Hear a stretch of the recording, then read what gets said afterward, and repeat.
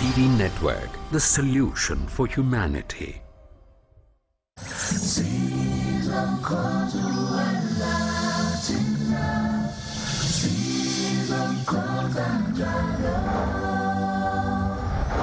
Say Allahu Akbar, Allahu Akbar. God is great.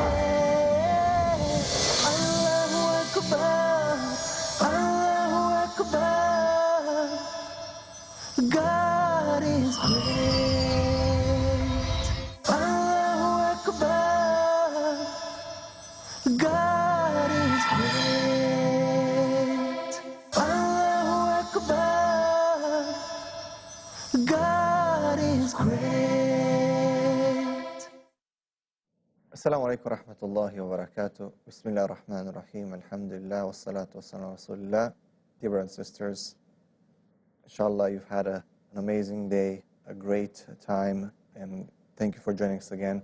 We are discussing great topics of highly importance to you, the viewers, our dear brothers and sisters, Muslims in the 21st century, Muslims who have issues, Muslims who are faced with changes, societal pressures, and so on. And if you are just joining us and you missed our previous shows, we've talked about the ideal Muslim family. We've talked about the ideal husband, ideal wife. We've talked about the ideal children and so on in general. And now today we will talk about the ideal offspring, son, daughter, and so on. And of course, this is such a highly important topic. And I'm sure that a lot of you have wondered, what does it take to be the ideal son, the ideal daughter? What does it take to have ideal children if you are parents and so on? And to join me today, as always, in our shows, to share this topic with me, Sheikh Asim al-Hakim, Assalamu alaikum wa rahmatullah, Sheikh Salim al-Amri, Assalamu alaikum wa rahmatullah, and Sheikh Dr. Ahmed ibn Saifuddin, Assalamu alaikum wa rahmatullah. How are you today? I'm fine, Alhamdulillah. Well. Let us start with this question. What does offspring mean in the first place? Just to define, is there a technical difference in Islam versus what we generally know or not? Let's start with Dr. Ahmed. Bismillahir Rahmanir Rahim. Alhamdulillahi Rabbil Alameen. Wa salawatullahi wa salamuhu ala sayyidil anbiya'i wal mursaleen nabiyyina Muhammad wa ala alihi wa ashabihi wa tabi'ina lahum bi ihsanin ila yawmiddin. Amma ba'd. Relationships in Islam are normally based on different levels. We start with relatives, those that are connected with a person by blood relationship. Then we do have a second level, which is the relationship by marriage relationship. And then we have the connection through the belief, the iman, so the brotherly relationship and sisterly relationship between believers, men and women, under the shade of Islam. And then we connect with the rest of the world as humans because we are all the sons and daughters of Adam and Eve. But then, of course, when we go from the larger connection or the bigger one to the small one, the most near to you are the ones who have more rights upon you. Talking about the relatives. And when we talk about the offsprings, we talk about the father and the mother, and then anyone having relationships based on your relationship to the mother and the father, meaning that on your mother's side, on your father's side, you have relatives.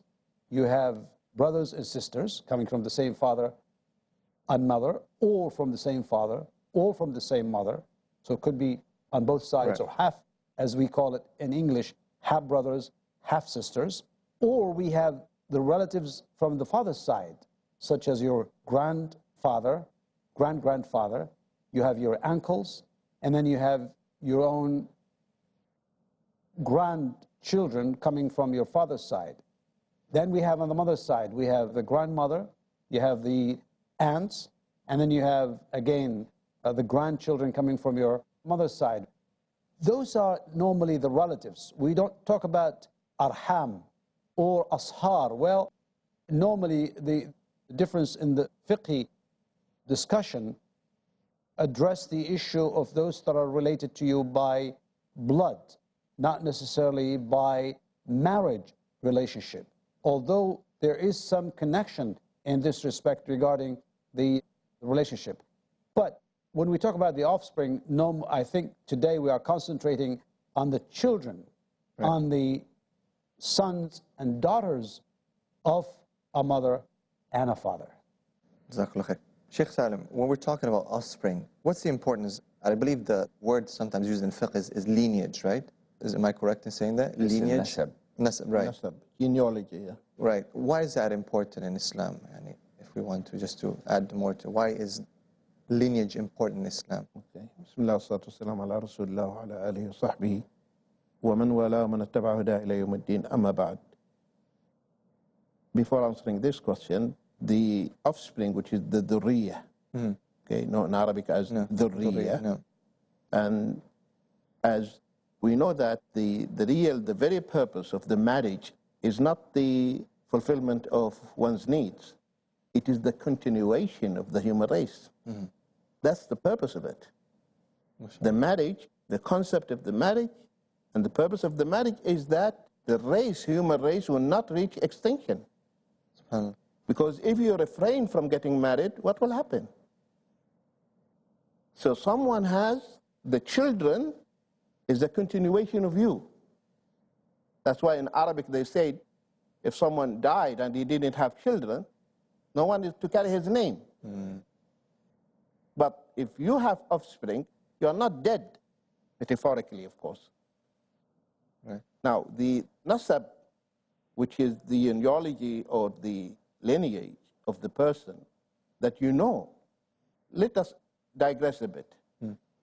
In the kingdom of animals, the high class, dog family, they keep the breed, history, horses, history. Right. This horse came from there is record. SubhanAllah. How about the human being? So you know your ancestors, and this will help you to be kind and reach your kindred, your cousins, your uncles, and so maintaining the one's genealogy and lineage and knowing them, and the Arabs and I think other races also. If you ask him what is your name, he will give you a long list. Certificate. Right. Okay, I'm the son of this, of so and so, and so and so, and so and so, and so and so. Like a family tree. Family tree, yes. Right. This is something sad, subhanAllah, in Western countries, Western cultures. The farthest that you'll know is usually your grandparents. It's just something very sad. For me, for example, I only know who my grandparents are. I don't know past that. And most people that I've talked to, actually, I had a discussion with someone just recently. He was saying his wife is Somali. He said his wife can go up to 100 names. He says, I can only do 2, you know. So knowing that this will actually keep the family together, No, the subhanAllah. ties stronger. No. Because you know this, he is related to me. This is related to me. So you approach them and you. So this is In the hadith also, if I recall, learn from your lineage what allows you to connect to your kinship. If you don't know your second or third cousin, and this happens a lot of times that so-and-so is related to us. I never knew that. Yeah, he's related to us through this person, that person. But even the issue of lineage is found in Europe, in some old Traditions, yeah. families. yeah. They still keep their family tree and they know where they are coming from. However, it is not something praiseworthy in Islam, because if it gets out of proportion, then it becomes a cause of arrogance. So what is it? If you're born white or black, this is Allah's decree upon you. So offspring is very important, and to know, and obviously this is carried through, you know, daughters, sons, and it's important for identity, but not to boast or for pride or anything like that. Type. Let us start now with, obviously the topic is the ideal offspring, son, daughter. What is our measuring stick? What's our reference? Where do we start from? If I may just, before you go to answer that question, I think what Sheikh Asim points out is very, very important. Nowadays, particularly in some societies, there's so much emphasis on the lineage in order to somehow look at others with a lower degree and seeing others below you in status. And remember, in the glorious Quran, Allah subhanahu wa ta'ala says, فَإِذَا أَفَضْتُم مِّنْ عَرَفَاتٍ فَاذْكُرُوا اللَّهَ عِنْدَ الْمَشْعَرِ الْحَرَامِ واذكروه كما هداكم وإن كنتم من قبله لمن الضالين ثم أفيضوا من حيث أفاض الناس واستغفروا الله. Then until the ayah comes, فاذكروا الله كذكركم آباءكم أو أشد ذكرا. So remember Allah subhanahu wa ta'ala after you're done with all your Hajj rites and rituals. You need to remember Allah as you remember your fathers, because in the earlier times, in the ignorance times, the Arabs used to go and talk about their own fathers and what they did, boasting about it, thinking that they have this negative sense of pride in their own fathers, rather than to talk about what they had done to serve humans, rather than to boast about this and to look down upon others, thinking that I am better than them because I came from that particular lineage. Yes, we understand that those who are noble in status are fine. That's okay. That's a great thing to do, because during that time, the Qurayshite, because they are the tribe of the Prophet, peace be upon him, they were noble. Even the lineage of the Prophet, peace be upon him, came from that real great lineage until coming to Adam. And he said, Ana al-Karim ibn al-Karim ibn al-Karim ibn al-Karim. I came from that lineage, and these parents who are the sons of that great parents and so on and so forth. Through legitimate marriage and not a single... Exactly. I think that's the point regarding the legitimate marriage, is that because there is no other way that is accepted in Islam except through marriage to have this continuation of the human race. MashaAllah. Without that, that's why it can be understood in both the negative and the positive side. We need to emphasize the most important thing, which is the positive side, to understand where you're coming from in order to connect to your kinship, in order to reach out to people who are from the same blood or closer to you in the same blood, in order to reach them and to connect with them and to be kind to them. MashaAllah. Jazakumullah khair. We're going to take a short break. We'll be right back. Allahu Akbar. God is great.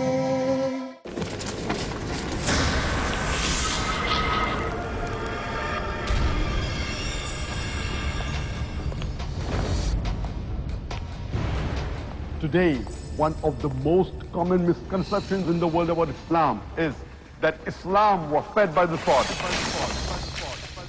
But the noted historian, Dilesi O'Leary, has a different opinion in his book, Islam at the Crossroads, on page number 8. He says that history makes it clear, however, that the legend of fanatical Muslims sweeping through the world and forcing Islam at the point of the sword upon conquered races is one of the most fantastically absurd myths that the historians have ever repeated.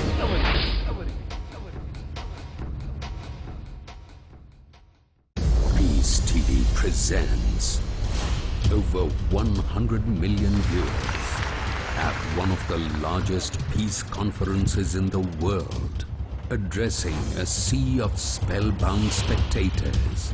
Over 30 world-renowned orators on Islam with credentials impeccable. The truth of Islam. Deen is your way of life. It is our duty, our obligation. By following the Quran and Sunnah, we will give the message to one and all.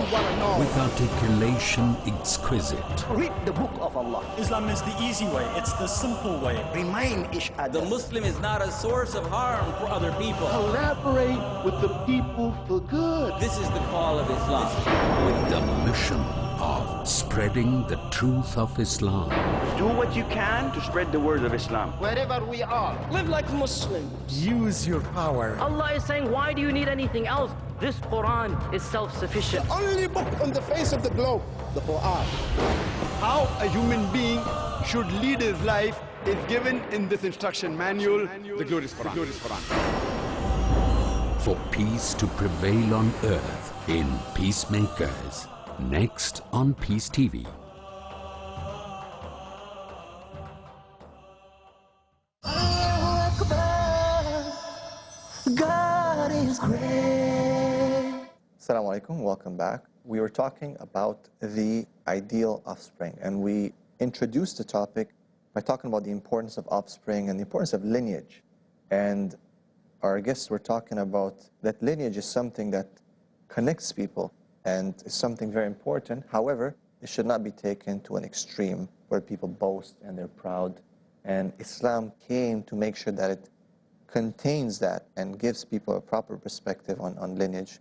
And the most important thing is obviously that we are all coming from Adam and we're all human beings. And as Allah tells us in the Quran that the best among us is the one who's best in taqwa, being God-fearing. Let's move now to talking about the ideal offspring. So first of all, what is our measuring stick? What's our yardstick? What do we look at when we want to see and follow or the ideal offspring, be it son or daughter? Sheikh Salim, what do you think?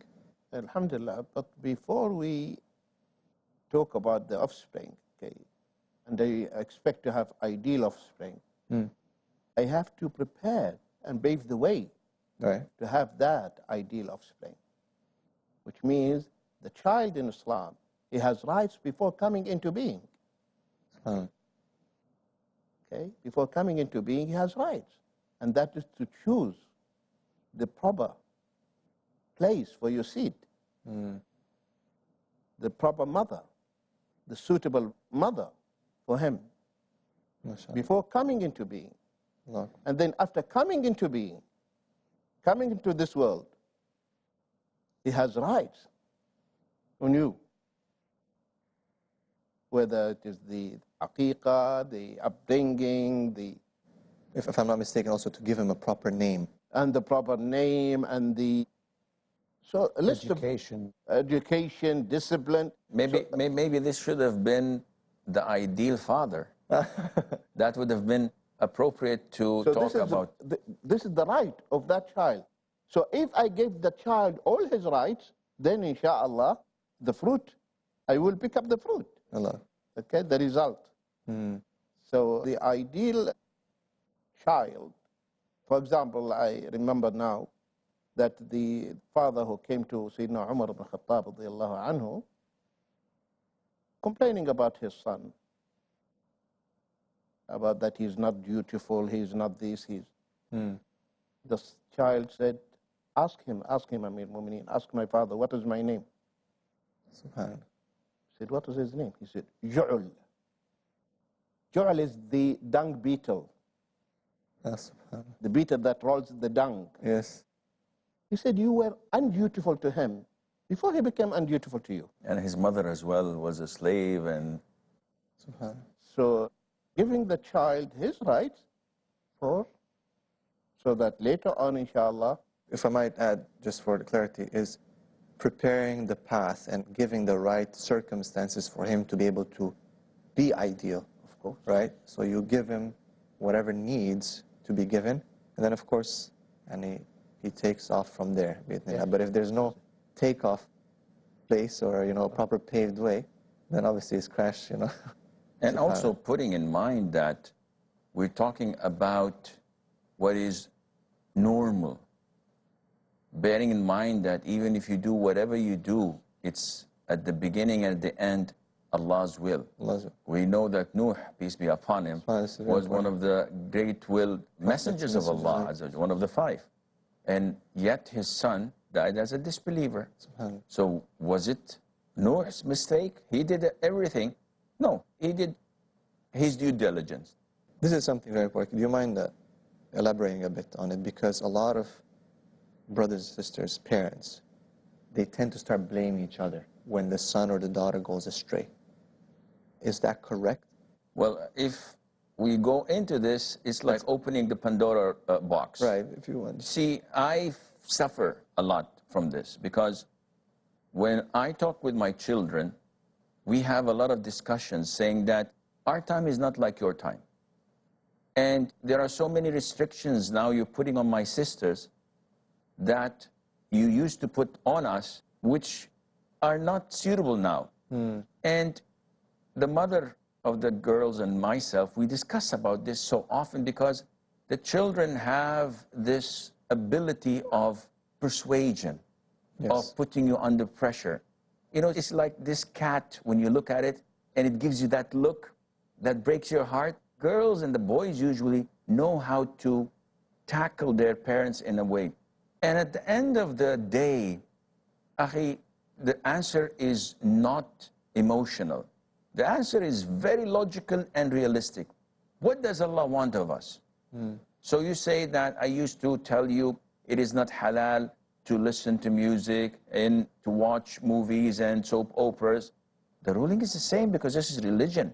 Yes. Now, it is different whether to, okay, would I give you a mobile phone when you are 18 years of age, when you graduate from high school 10 years ago? Okay, yes, this was the norm. Now it's maybe like 14 years of age. So this is not halal haram, but the type of mobile phone makes a difference. So would I give my 14-year-old child a Nokia that is like basic on and off, or a smartphone where they can browse the net, app stores, and all the whole 9 yards? These things do not differ.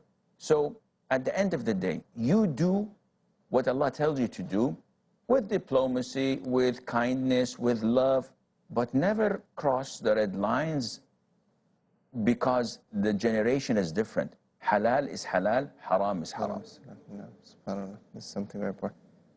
Yeah, well, I think it's very important to have a balance in this regard. And as you expect from your child to be a reasonable person, a person of commitment to the deen, you have to show them the example. Many parents would love to see their children so ideally obedient and kind and committed, yet they're not up to that level. Now, there is going to be a problem here because, you know, they said, well, I'm following you. I'm taking you as an example. And normally, at an early age, a father is the ideal human being for a child, and the mother is the ideal human being for a daughter. That's why you need always to watch for this.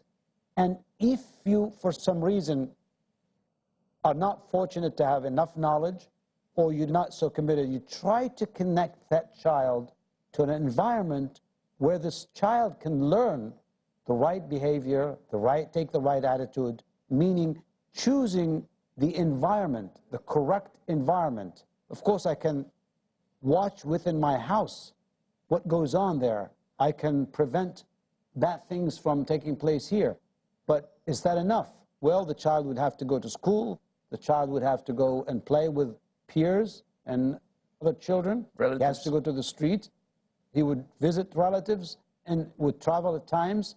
Well, we have to choose, because nowadays we can see that there are children who go to the extreme and they can adopt certain ideas where they go with groups who are even not really understanding Islam truly and properly, and therefore they fall into extremist ideas and extremist actions, and they may adopt the idea of revolutionary ideas, wanting to go and change the world by power.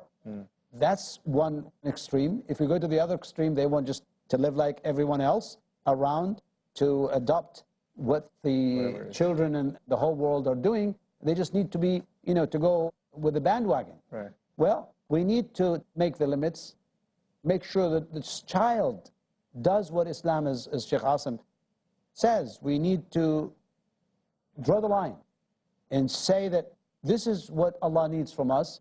This is our example in the Prophet, peace be upon him, in the children of the Sahaba, Ridwanullahi alayhim. This is how we expect an ideal child to be. Right. But then, how does that work? I think that's basically what we need to have more say in, because we expect them to do certain things in order to be that ideal. So then let's tackle the same question I've been trying to. With your permission, I would just like to add something.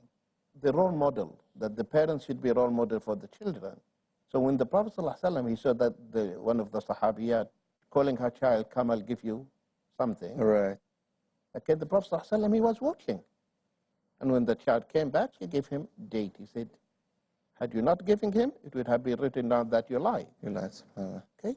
So indirectly, we are teaching sometimes, okay, some parents, the child to lie.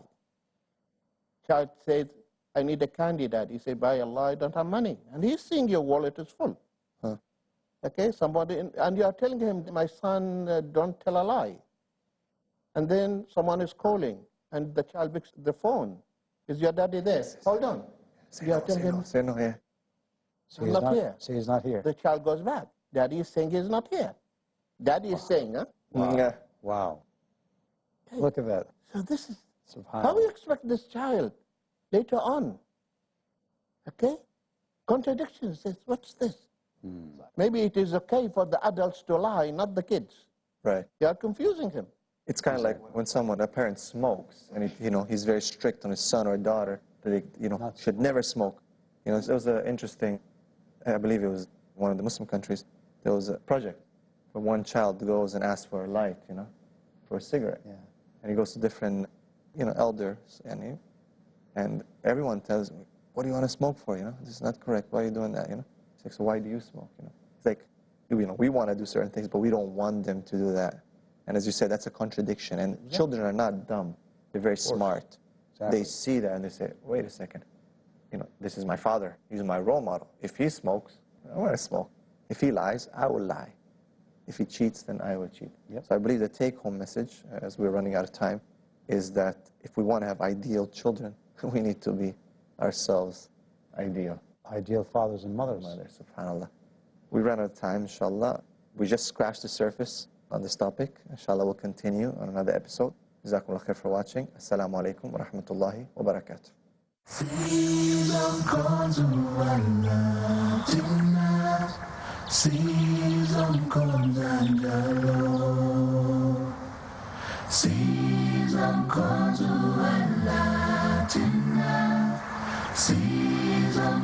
and